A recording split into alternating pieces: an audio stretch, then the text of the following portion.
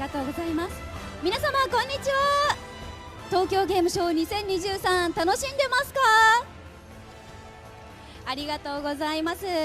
さあ、ハピネットゲームフェス in TGS2023、 ここからは期待の新作 RPG 百栄雄伝の最新情報トークステージをお届けしてまいります。ここで再度注意事項を1点お伝えさせていただきます。本日のステージですが、撮影、録画、録音は一切禁止とさせていただきます。万一そのような行為を発見した場合、ステージが中止となってしまう可能性がございますので、皆様何卒ご協力いただけますようよろしくお願いいたします。申し遅れました。本日司会を務めさせていただきます野水伊織と申します。よろしくお願いいたします。ありがとうございます。それではここで本日の百栄雄伝最新情報トークステージの内容をご紹介いたします。百栄雄伝開発スタジオラビット&ベアスタジオズのコアメンバーの皆様をお招きし、ストーリー、そしてキャラクター紹介や開発の裏話をお聞きしていきます。また物語の主人公ノアとセイの声を演じていただいた声優の梶原岳人さん、赤羽健二さんに合流いただきまして、ボイス収録の裏話などもお聞きしていきたいと思います。さらにステージ終盤にはご来場の皆様にラビット&ベアスタジオズメンバーの皆様と梶原さん、そして赤羽さんのサイン入り百栄雄伝ポスターが当たる抽選会も行います。どうぞ最後までお楽しみくださいませ。さて、大変お待たせいたしました。それでは早速百栄雄伝開発スタジオラビット&ベアスタジオズのコアメンバーの皆様にご登壇いただきます。皆様声は出せないのでどうぞ熱い拍手でお迎えください。百栄雄伝ディレクター小牟田治さん、プロデューサーアートディレクターを務める村上 J さんです。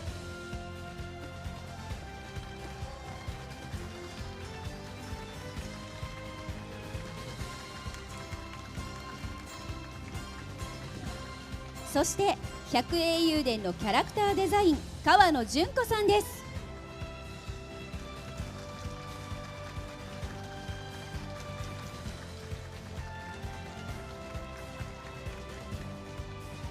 さあ、そしてラビット&ベアスタジオズ代表百栄雄伝のメインシナリオとゲームデザインを務める村山義孝さんです。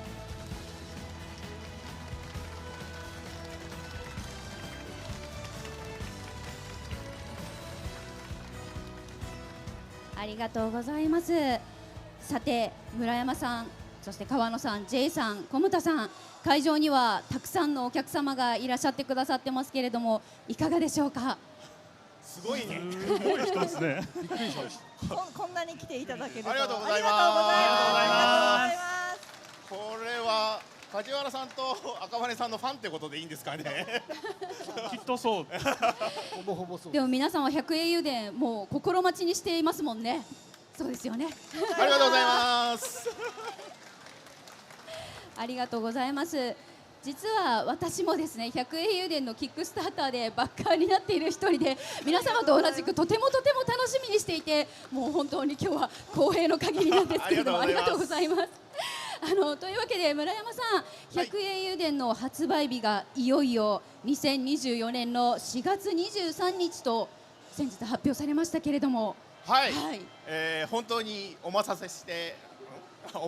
しまってるんですけれども、まあやっと僕たちの納得できるようなものが形になってきたということで、この発売日で、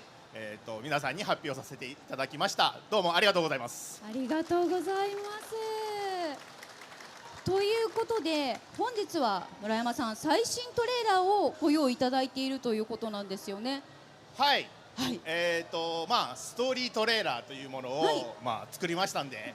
ここでぜひ皆さんに見ていただきたいと思っております。はい、よろしくお願いします。いいですか皆さん、またちょっと大きなスクリーンで見ると迫力も違うと思うので、では一緒に見ていきましょう。早速ご覧ください。 VTR をお願いします。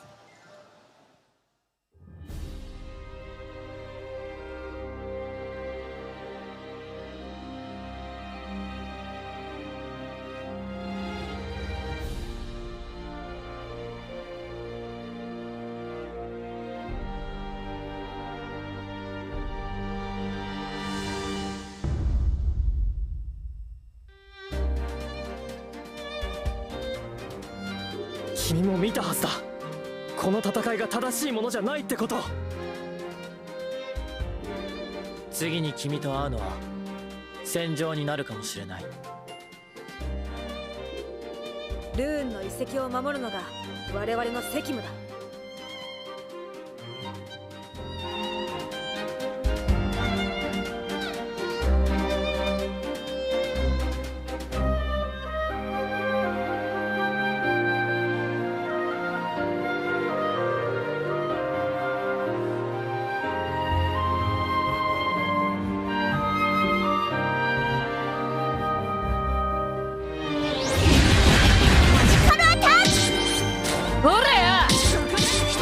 守り抜く。これはいったよ。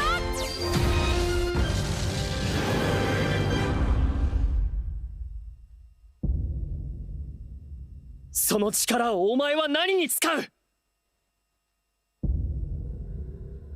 これは人の世のその未来のために必要なことだ。それでも僕は正しくあることを。逃げたりも恥したりもしない。一人二人とかケチなこと言わずに、国の一つ二つぐらい助けてみなさいよ。なんだか脳が頑張るなら私も頑張れるって思えるもの。我々軍人の最大の願いは働かないで済むことですから。帝国を脅かす諸国連合の一角だ。小国といえど見過ごすことはできない。このまま降参する、それも悪くない手だとは思いますよ。抑えろメリサ。命を賭けの代金にするもんじゃない。私の居場所をあんな連中に怪我させるもんか。お前は無理に変わらなくていい。ただお前らしくあればそれでいいさ。絶対にここを守る。みんなのためにも故郷のためにも。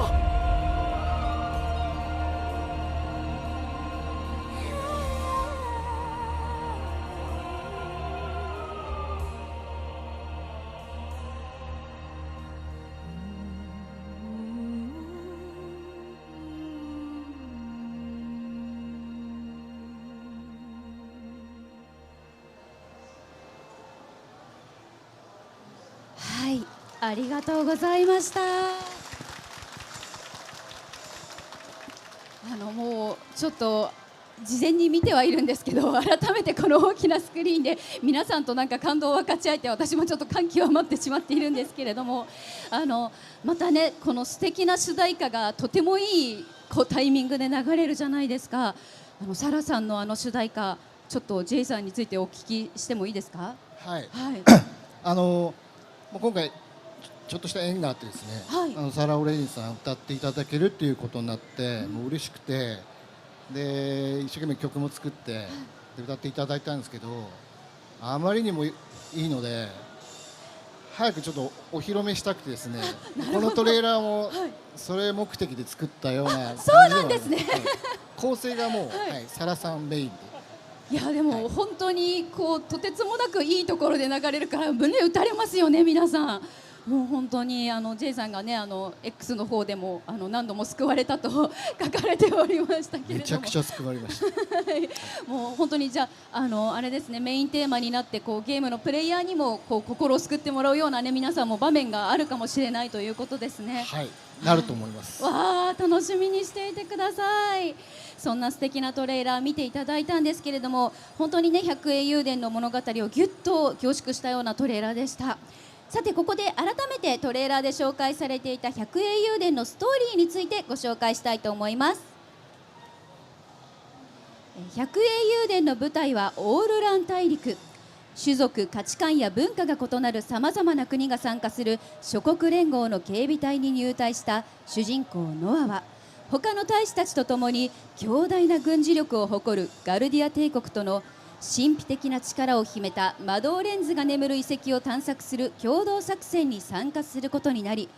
そこで調査隊を率いるもう一人の主人公セイ・ケースリングと出会う。2人は任務を遂行する中で苦境を乗り越え、それぞれの思いを知り打ち解け、ついには目的となる原初のレンズを発見するが、これがやがて帝国と諸国連合の新たな戦乱を巻き起こすことになる。そして3人目の主人公、魔導レンズを扱う特殊な技術を受け継ぐガーディアンの少女メリサもまたその戦乱へとその身を投じる。彼女の信念とともに、はいというストーリーなのですが、村山さん、つまりこう百英雄伝はいろいろなキャラクターのこう思いが入り混じるような群像劇という認識でいいんでしょうかね。はいそうですね、まあ名前百英雄伝という形で100人以上のキャラクター、英雄たちが集まってくるということになります。100人以上たちと出会うんですよね。そうです、はい、まあまあ非常に大きい歴史の流れの中で、まあいろんな立場の人たち、まあその国の一番偉い人たちもいるんだけれども、本当にまあ一兵士であったり、まあ市民であったりっていう人たちもまた英雄としてこの歴史の中に参加していくっていう形の物語になってます。それが素敵ですよね。こう戦う人だけでなくてみんな英雄になっていくというストーリー。そうですね、そのストーリーをまあシステム的にも取り入れた形になってます。はい、ありがとうございます。ではちょっとキャラクターについて皆さんね、どんなキャラクターがいるのと100人以上でしょと気になっているんじゃないかと思いますので、川野さんぜひちょっとキャラクターについてスライドを交えてご紹介いただいてもいいでしょうか。わかりました。ちょっと全員は無理なので、そうですね、かいつまんでキャラクターについては、お願いします。お願いします。はい、こちらがまあ主人公3人の主人公ですね、諸国連合の警備隊に入隊してきたノアと、その共に行動を共にするガルディア帝国の士官セイ・ケイスリング、そして第3の立場であるガーディアンの少女メリサ、こちらが3人の主人公となっています。はい。でこの人たちが100人以上の他の英雄と出会っていくわけなんですよ。なるほど。こう主人公3人こうちょっとね性格だったりとか、女性と男性っていうのもありますけど立場も結構違ったりしますが、こうキャラクターを考える上で皆さんこうなんかどういう風に決めていったとか、誰が先に生まれたとかってありますか？ちょっと聞いても大丈夫ですか？そうですね、一番最初に、決まったのがこのノアとセイという2人のキャラクターが決まったんですけど、これはかなり初期の段階で、決まって、その後ストーリーを作っていくにあたって、そのもう一人、メリサというキャラクターが、受け持つパートが必要になったなということで、最終的に主人公3人になりました。そうなんですね。もともとはじゃあちょっと2人で行こうかなみたいな。そうですね、さっきもあったんですけどキックスターターで始めたんで、開発に入るかなり前の段階から、公開になったんでそういう形になったんですけれども、そういう風にキャラは作られてきました。なるほど、ありがとうございます。川野さん、キャラクターデザインをする上でこう主人公たちこだわった点とかありますか？何か。いや、特に私の方でこだわった点っていうのは本当にどれだけ与えられた文字設定なりを忠実に表現できるかっていうところだったんですけど、今回はこの主人公に関しては一番最初に赤いのと青いのくれって言われてなるほど、分かりやすく、はい、では分かりましたみたいな感じで、はい、いいですね。でもね、そんなのオタクみんな好きですからはい、ありがとうございます。では続いてまだまだキャラクターちょっとね、この人たちが出会うキャラクターを紹介したいと思いますので、次お願いしたいと思います。はい、でこちらが、そのノアが最初に入る警備隊の仲間たちという感じなんですけど、その警備隊に結構頼れる先輩である獣人のガオー、そして東方から来た謎の女剣士ミオ姉さんと、2日だけ先に入隊してた先輩の格闘少女リャンっていうのが、大体最初一緒に行動する仲間たちになります。はい、次お願いします。はい、でこちらが、その警備隊とかを雇っているというか、偉い人の諸国連合の漁師さんであるペリエールお嬢様、こちらの村山が大好きで今日もペリエールカラーの T シャツを着て、確かに黄色、それで黄色なんですね。はい、このドレスの黄色が決まるまで、ものすごい数のデザインをしてもらいました。それはちょっとペリエールちゃんに思いが強すぎてですか？はい。わあ、そうだったんですねなので、はい、はいまあ今日は来ていただこうと思ってあえて黄色に。まさかそんな理由があったんですね。で、まあ、そのなるほど隣がそのペリエールの元家庭教師っていうか、まあ警備隊でもまたいろいろお世話になってくるユーミルという青年がいて、こっち、はい、はい、はい、ありがとうございますじゃあ次お願いいたします。はい、でこちらはキックスターターでやる前の最初に出した100英雄ライジングにも出てきましたぶっ飛び魔法少女のメロールちゃん、かわいい。はい、今回もすごい活躍してくれます。わあでそして砂漠の村出身のシャークマン、こちらJ さんが大好きなサメっぽいサメのニューフェリウス7世でございます。トレーラーの中でもちょっと今先輩と呼べとこうねしゃべってましたけど、コーチと呼べと喋ってましたけれども、どのあたりが気に入ってるんですか、J さん。逆に嫌いな人いないんじゃないですか。まあわかります、いないんですけどやっぱりこう獣人たちの中でもやっぱサメですか。そうですね、うん、なんかデザイン上がってきた時に、はいサメが上向いてたんで、目線が全然キャラと合わないんですけど、絶対これ使いたいっつってかっこいいし、顔は下ろさないでくださいっていうあ、なるほど、そういうこだわりが確かにね、このキュッとこうね向いてる鼻先というんですかね、かっこいいですよね、サメらしくて。なるほど、ありがとうございます。もちろん他にもまだまだ100人以上の英雄が登場するということですもんね。私はちなみにマールリッチさんがお気に入りなので、トレーラーで戦ってる姿がちょっと見られて嬉しかったです。楽しみにしていてください。はい、ありがとうございます。ちなみに J さん、この100名以上の英雄たち、なんとすべてはいゲーム上ではドット画で描かれているということなんですけれども、ドットで描くというのはやはりなかなか大変な作業なんじゃないかなと思うんですが、いかがでしょう。はいですね、皆さん同じ質問されるんで、そうですよねちょっと家に帰ってはい、企画資料をですね、一はい回ちょっと整理してきたんですね。はい、ただこのゲームって、100英雄よりも、うん、敵型のキャラとか、NPC、はい、動物とかも出てますけど、はいみんなドット絵なんですね。確かに。そっちの方が圧倒的に多くて、そうか、そうです。数えたそりゃそうらですね600種類あります。うわーでかけるはいドットのパターンがあるので、ざっくりしか出せないですけど、カット数だけでも2万カットぐらい書いたんですよ、ドットを。でなるほどちょっとそれ今更ですけど見たら気持ち悪くなってきちゃってやばいなと思ってちょっとゲシュタルト崩壊しちゃいそうですもんね、はいもう今何やってるんだろうみたいな、なんとか乗り切りました。なるほどサラさんのおかげで。それをメインテーマを聞いて乗り越えてきたというありがとうございます。いやもうね、そんな苦労があってこのトレーラーもできているわけですからね。ちなみに小牟田さん、こうね、100名以上のキャラクターがいてと今まで聞いてきましたけれども、皆さんの苦労もお聞きしたんですが、ちょっと確認したいんですが、100名以上の英雄、まさかすべてにボイスがついているということでは。いえ、すべての方にボイスがついていて、はいで今回すごくこだわっていたのが、劇場というシステムがありまして、でその劇場をやるにあたり劇場にもすべてボイスが入ってるんですね。はい、演劇をそこでやれるということ、はいでちょうど今映りましたね。配役を決めて、はい演劇をするっていうのがあるんですけども、まあ、こ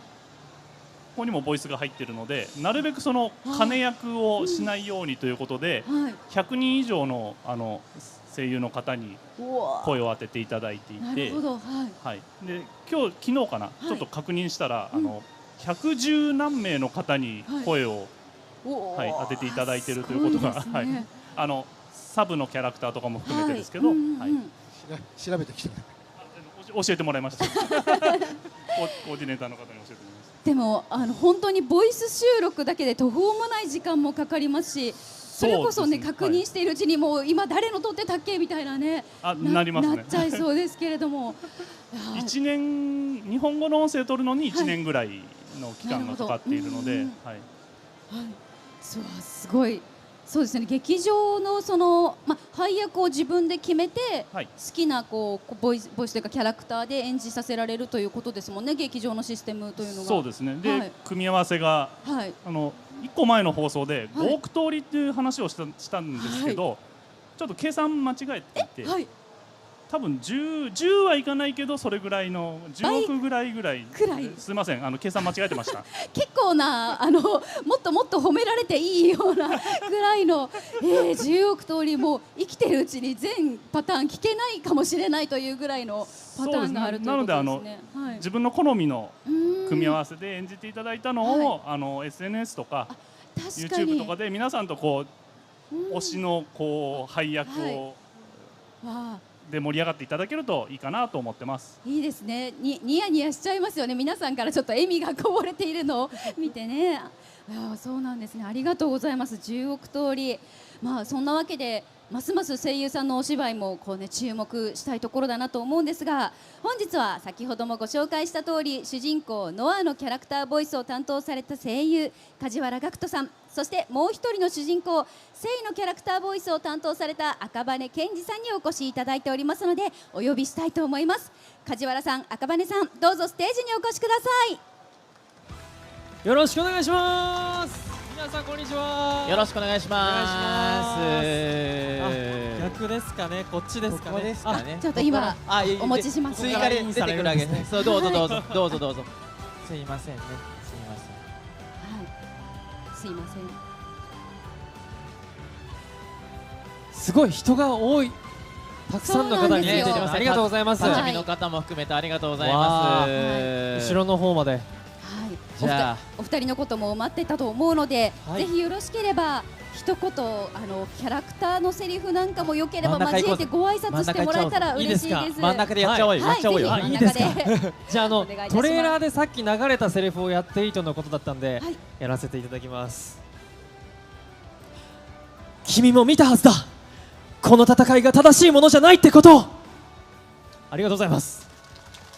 ノア役の梶原岳人です。どうぞよろしくお願いいたします。お願いします。よろしくお願いいたします。ありがとうございます。はい、じゃあさっとやってさっと帰ろ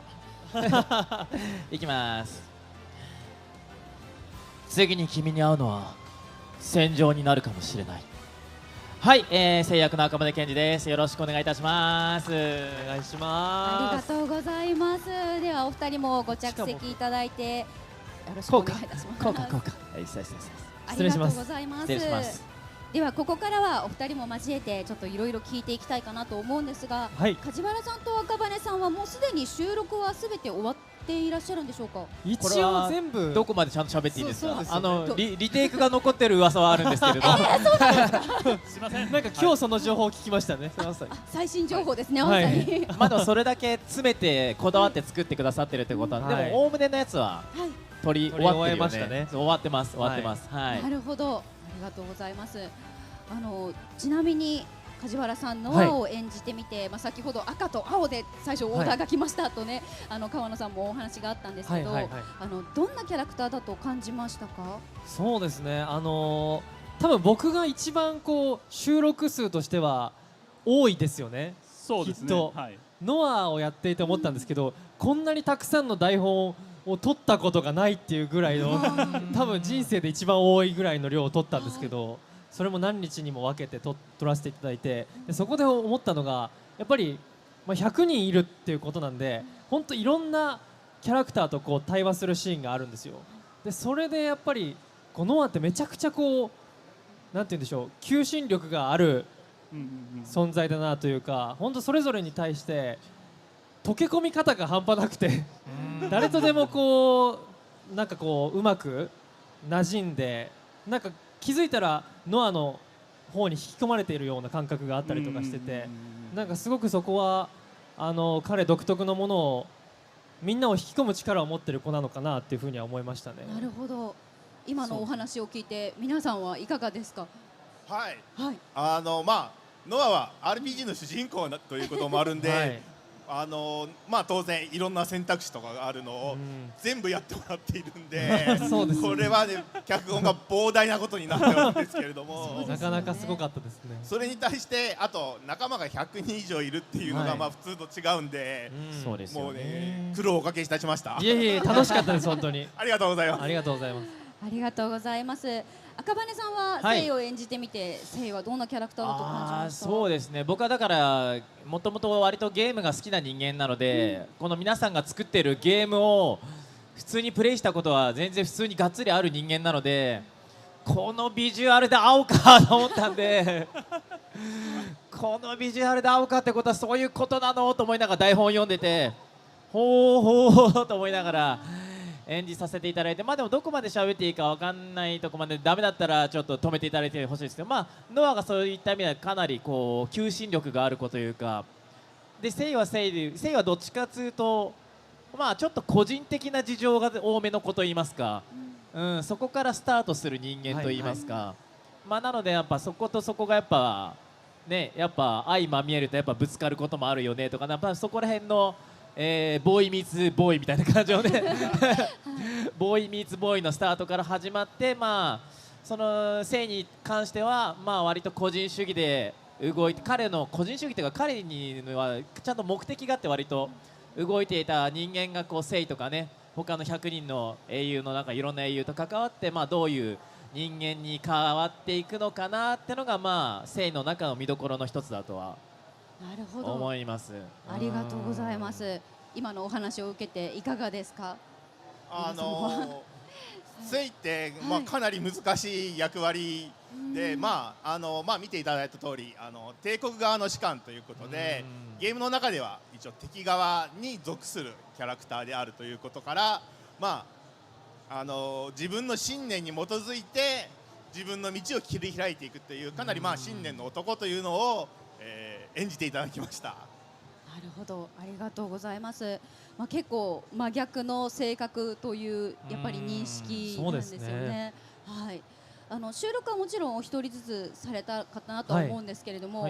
結構やっていて大変だったなって感じるところとか言える範囲にはなるかと思うんですけどここは個人的にはこういうとここだわったぞなんていうお話お二人ありますか？まあやっぱどうしてもそういった意味だと、まあ、1人で撮ってるので、1人で撮ってるプラス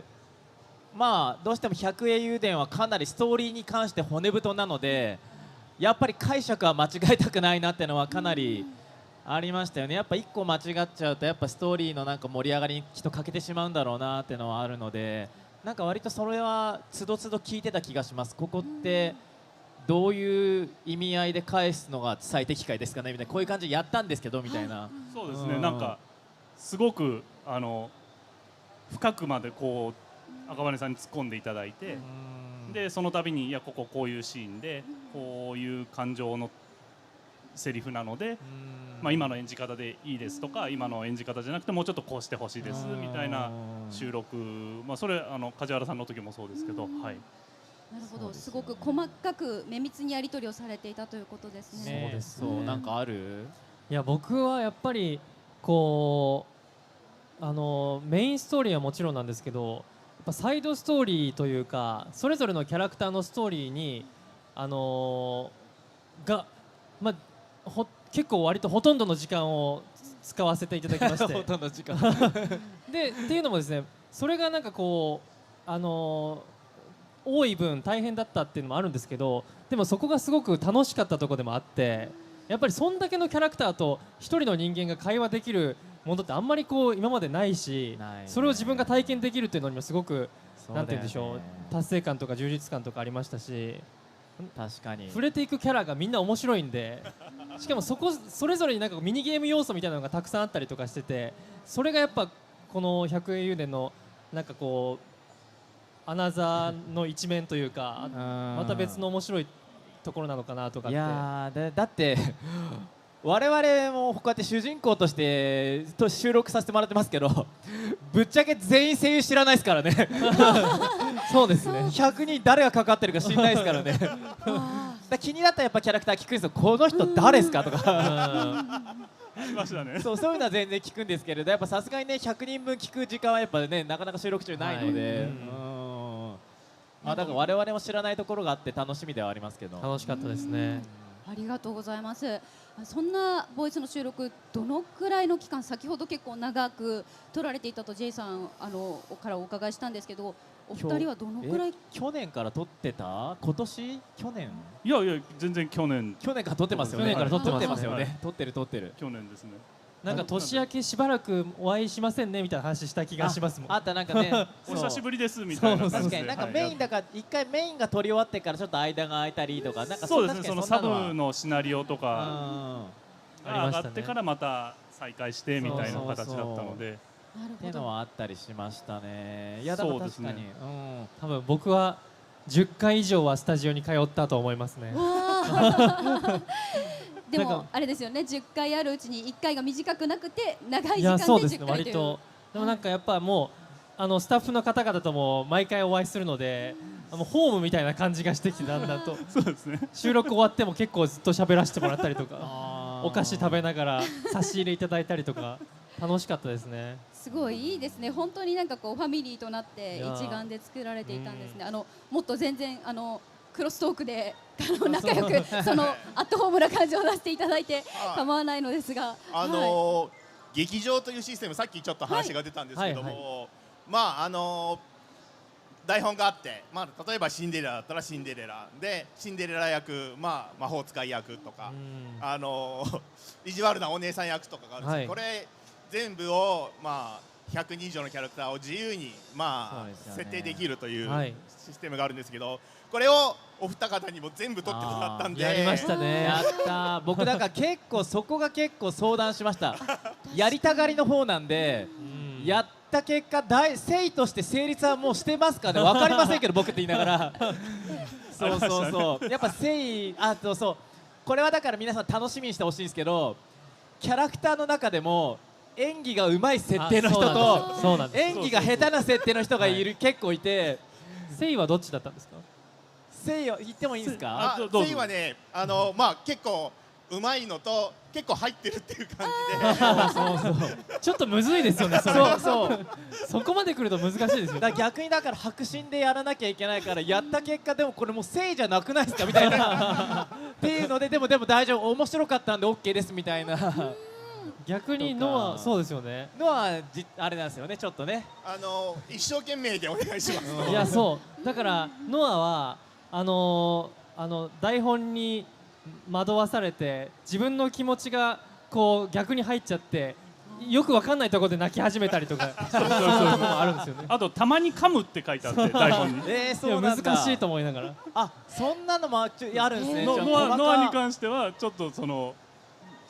たまに噛むみたいな。それはやっぱねやっぱ僕ら自分の役しかできないから、そうかそういう人もいるんだ。面白かったです。でもそうですよ、外で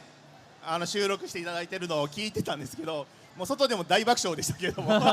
すげえだそういった意味で一番楽しいですよ。だって100ねあんだけの人数の皆さんのバラエティな感じを聞きながらそう楽しいですよね。収録できるのはいいですよね。そんななかなかないですよね。これだけのセリフの量を取っているキャラクターでさらに違うキャラクターを演じるっていう二重に。これ5億パターンがあるんですもんね。それが計算間違いでもっと増えたらしいです。10億ぐらいだったんです。いやだからこれをね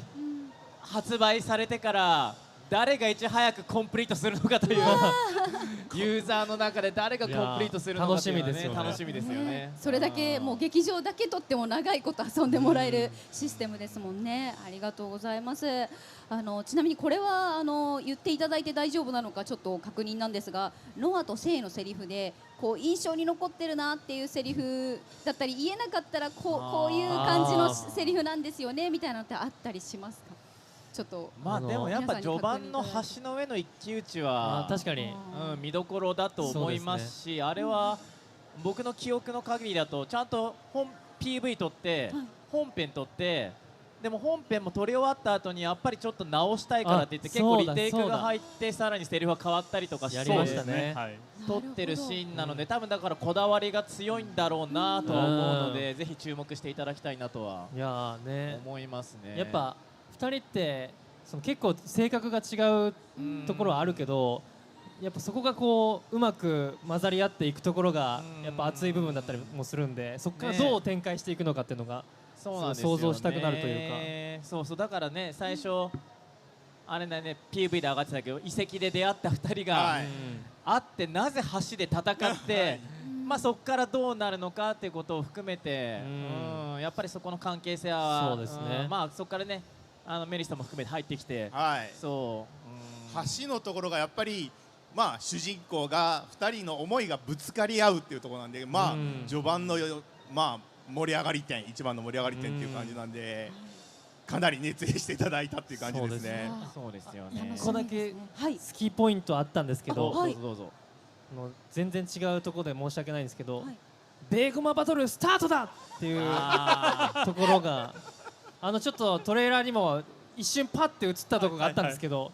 あれが僕めっちゃ好きで、ベーゴマバトルするんですよ。ベーゴマはちょっと僕も好きですよ。好きですよね。もうおとぼけなノアになってますよね。いや本当にノリがなんであんなに熱中できるんだっていうぐらいベーゴマに熱中するんですよ。別ゲーになるんですよ、そこだけ。それあれに関してはネタバレですけど、せいは引いてます。ベーゴマに熱中していくノアを旗で見てるせいがちょっとドン引きするようなセリフとかもあったり。いやそう関係面白かったな、あそこも。ベーゴマンのシナリオは書いててすごい楽しかったです。またそこで2人のキャラの全然違うところが見えるということで、ライバルがいっぱい出てくるんですよ、ベーゴマンに。そう、ライバルがいっぱい出てくるんだ。そうなんだ。四天王とか出てくるんですけど、そこも面白かったな。最初はそこまでグラフィックを変えるつもりがなかったんですけど、あまりにもちょっと面白かったんで、村上がなんか全部オリジナルのキャラクターをこう。そうなんですか。オリジナルキャラクターなの。なんか村山のシナリオが来た時にめちゃくちゃいるんですよ、キャラが。で全部 NPC なんで、同じでいいとかって言ってるんですけど、全然違うんですよ、性格とか。男も女もいるし、このおっさんだけで持つわけねえじゃんみたいな。すごくこの後も気になるところなんですが、これはもう本編へのお楽しみに残しておいて、実はいえいえありがとうございます。まだまだお話聞きたいとは思うんですが、皆様お待ちかねのコーナーもあるということなので、ちょっとねお話が盛り上がっているところなんですが、百栄雄伝の最新キービジュアルを使用した皆さんのサイン入りポスターがもらえる抽選会のコーナーにちょっと移らせていただきたいと思います。ありがとうございます。村山さん、これが実物ですね。はい、今日ご登壇の皆様のサイン入りで、この会場にお越しいただいた方の中から6名の方にプレゼントしたいと思います。ボックスで抽選式で引いていきますが、当選された方はちょっとお手数なんですが、ステージ終了後までその場に残っていただけますでしょうか。スタッフの方からポスターをお持ちいたします。では皆さん番号をお持ちでしょうか。ではどんどん引いていきたいと思います。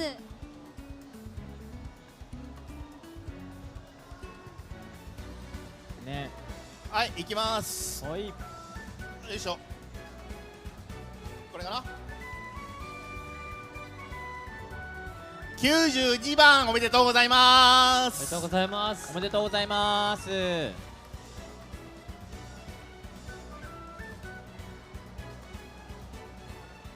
67番おめでとうございます。おめでとうございます。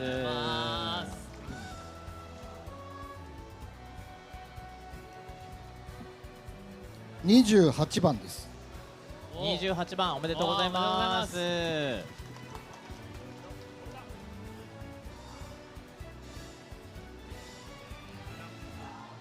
68番の方おめでとうございます。はい、68番。よし、行きます。よ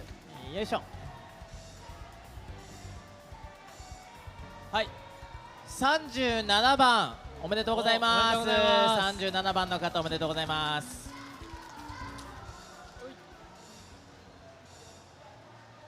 11番の方おめでとうございます。おめでとうございます。ありがとうございます。では皆様当選された方はその場に残っていただきますようよろしくお願いいたします。ご参加いただきましてありがとうございました。さてそろそろ終了のお時間が近づいてまいりましたので、はい本当にねまだまだお話聞き足りないとは思うんですが、改めて百栄雄伝の発売に関してお知らせいたします。百栄雄伝は2024年4月23日火曜日、プレイステーション5、プレイステーション4、Xbox シリーズ XS、Xbox One、Steam、エピックゲームズストア、任天堂スイッチ向けに全世界同日の発売となります。予約については今後随時解禁となります。詳しくは百英雄伝の公式 SNS で随時アナウンスしてまいりますので、ぜひチェックしてください。さて、それでは本当に最後になってしまうんですが、皆様から一言ずついただいてもよろしいでしょうか。はい、じゃあ村山さんから順番にお願いいたします。はい、僕の方で RPG を作るときに、これが初めて遊ぶ RPG でもちゃんと最後まで楽しく遊べるようなものを作りたいというふうに思っております。そして百英雄伝はそういう形の RPG として出来上がりつつありますので、ぜひ皆さんご期待ください。よろしくお願いします。ありがとうございます。川野さん、お願いいたします。この TGS のに際して結構いろいろな情報を解禁したら、割と皆様からあったかいメッセージやらコメントやら応援やらいただいて、結構制作スタッフもこれから最後の詰め頑張れるかなっていう気になりましたので、本当にありがとうございました。もうちょっとだけお待ちください。どうも今日はありがとうございます。ありがとうございます。では J さん、お願いいたします。はい。大量のですねドット絵をさばいているときに、何回ももう引退しようかなって思ったんですけど、そのために本当に皆さんの応援メッセージとかいただいて、それでも頑張れたっていうのはあります。それに応えられるように残り期間頑張りたいと思います。よろしくお願いします。ありがとうございます。はい、発売日延期してしまってまたお待たせすることになってしまったんですけれども、今回お見せしたように完成に近づいていますので、もうしばらくお待ちください。楽しんでいただける作品になるように最後のスパート頑張ります。よろしくお願いします。ありがとうございます。それではかばねさん、お願いいたします。はい、そうですね、まずはご来場いただきありがとうございました。そうですね、本当にだから僕らの世代とかやっぱりこの皆さんが作っているゲームをプレイしてたので、なのでこの皆さんが作ってたゲームをプレイしてた人も楽しめるし、でももちろんそうじゃない方もやっぱり新しく普通に百英雄伝として、単体としてもすごい、楽しめる、話になっております。なんかとんでもないボリュームだと思います。やっぱ話聞いててすごい、あとシンプルにこの皆さんの熱量がすごかったので、やっぱそこに我々もやっぱ当てられて、それは頑張らなきゃなと思いますし、なので本当に、もう渾身の一作になってきっと、4月に、登場すると思いますので、ぜひもう少し、楽しみに待って、いただけたらなと思います。これからも百英雄伝よろしくお願いいたします。ありがとうございます。梶原さん、お願いいたします。はい、今日は皆様ご覧いただきまして本当にありがとうございます。その主人公の一人として、ノアを演じさせていただきながら、シナリオにも一番多く関わらせていただいたということで、本当にそれだけ関わってきた中ですごくやっぱり思ったのが、それだけたくさんのシナリオを取れることもそうだし、作ることもそうだし、皆さんの本当に熱量があってこそのことだなって思ったんで、もう本当収録しながらも思ったんですけど、スタッフさんとも会話しながらこれだけ楽しく熱くゲームを作られてるんだなっていうのをすごくひしひしと感じて、僕も赤羽さんもおっしゃってましたけど、それに当てられて頑張ろうっていう気持ちになってやってきたので、本当にみんな一丸となって百英雄伝を完成させようと頑張ってきたので、本当に楽しみにお待ちいただけると幸いでございます。僕も楽しみに待ってますので、4月をまたよろしくお願いいたします。ありがとうございました。ありがとうございます。それでは皆様ちょっとご起立いただきまして、本日ご登壇いただきましたラビット&ベアスタジオズ村山義孝さん、川野純子さん、村上 J さん、小牟田治さん、そして声優の梶原岳人さん、赤羽健二さんに皆様大きな拍手でお送りください。ありがとうございました。ありがとうございました。ありがとうございました。